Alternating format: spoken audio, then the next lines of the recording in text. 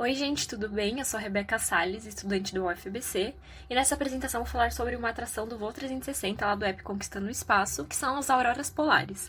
Bom, eu acho que a maioria de vocês já ouviu falar das auroras polares, já viu em algum filme, aparecendo no céu em algum lugar bem frio ou coisa do tipo.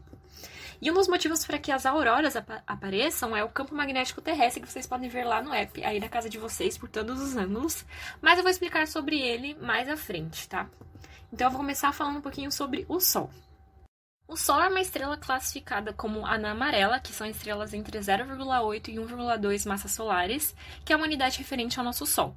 E ela está localizada bem no centro do nosso sistema solar. E com a gravidade do Sol, ele mantém esse equilíbrio com os planetas que o orbitam. Bom, o Sol ele é formado basicamente de gases, e mesmo vendo ele bem pequenininho aqui da Terra, é só uma mágica da perspectiva, né? O Sol ele é responsável por 99,8% de toda a massa do nosso sistema solar.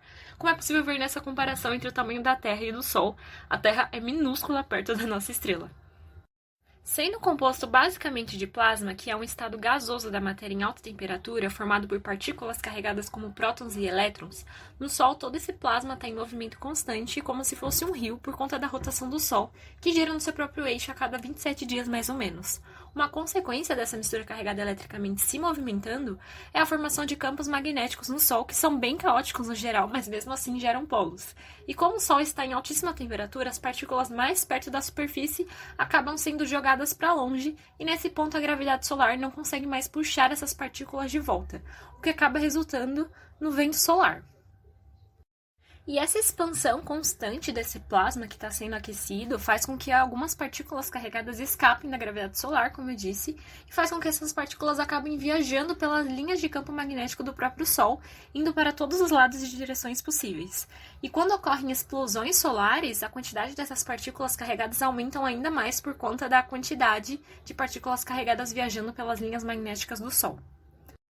E como essas partículas vão para todas as direções, não seria diferente para a Terra. Esse vento solar ele também atinge a Terra com uma velocidade extremamente alta de cerca de 1,4 milhões de quilômetros por hora. E uma curiosidade é que o vento solar ele é responsável pela cauda dos cometas. Quando eles estão se aproximando do Sol, o cometa que está congelado ele acaba evaporando, e quando esses gases escapam do cometa, essas partículas são ionizadas por fótons ultravioletas do Sol, e quando ionizados, o vento solar carrega essas partículas para longe, o que acaba se assemelhando com uma cauda. E o vento solar também permite que a gente possa ver as auroras polares, que eu vou falar para vocês mais à frente. E assim como o Sol, que tem um campo magnético, a Terra também tem o seu próprio campo magnético. E com o constante movimento do núcleo da Terra é gerado o campo magnético, onde o polo sul magnético se localiza no norte geográfico e o polo norte magnético se localiza no polo sul geográfico. O campo magnético terrestre, então, forma a magnetosfera, que seria tipo uma bolha que é delimitada pelos limites do campo magnético. E quando o planeta é atingido por partículas lançadas pelo Sol, essas linhas de campo magnético direcionam essas partículas carregadas justamente para os polos magnéticos terrestres, evitando que elas colidam diretamente com toda a superfície terrestre. E esses polos magnéticos não são posicionados certinho sempre na mesma posição.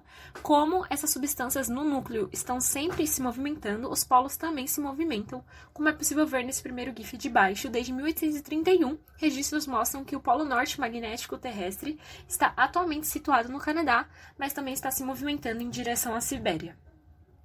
O campo magnético que temos aqui na Terra não só impede a entrada de partículas nocivas à vida, como também permitiu a utilização da bússola, que ajudou muito durante anos em trajetos marítimos. O campo magnético, por impedir a entrada de partículas nocivas na atmosfera, preserva ela, pois evita que haja colisões com essas moléculas do ar que poderiam arrancá-las da Terra, como é o caso de Marte, por exemplo. E também nos permite apreciar as belas auroras polares. As auroras polares são classificadas em aurora boreal, que ocorre no polo sul magnético, ou polo norte geográfico, e a aurora austral, que ocorre no polo norte magnético, ou polo sul geográfico. E como elas ocorrem? Bom, assim que essas partículas lançadas pelo Sol atingem a Terra, elas percorrem o caminho das linhas magnéticas em direção aos polos. Assim que essas partículas entram na atmosfera, elas vão colidindo com as moléculas que estão presentes. E essa colisão acaba emitindo luzes que podem variar de acordo com a molécula envolvida na colisão. E nessa atração lá no app Conquistando o Espaço é possível ver uma visão em 3D como que funciona essa rajada solar chegando à Terra e gerando as auroras. Bom, a cor mais comum de auroras é um amarelo esverdeado, que é um resultado de uma colisão com o oxigênio que está a 96 quilômetros acima da superfície. Já uma coloração rara são as auroras vermelhas, que são resultado de uma colisão das partículas carregadas com o oxigênio em mais alta altitude, de mais ou menos 320 quilômetros. E quando ocorre uma colisão com nitrogênio, por exemplo, a cor vista na aurora é azul ou um roxo avermelhado.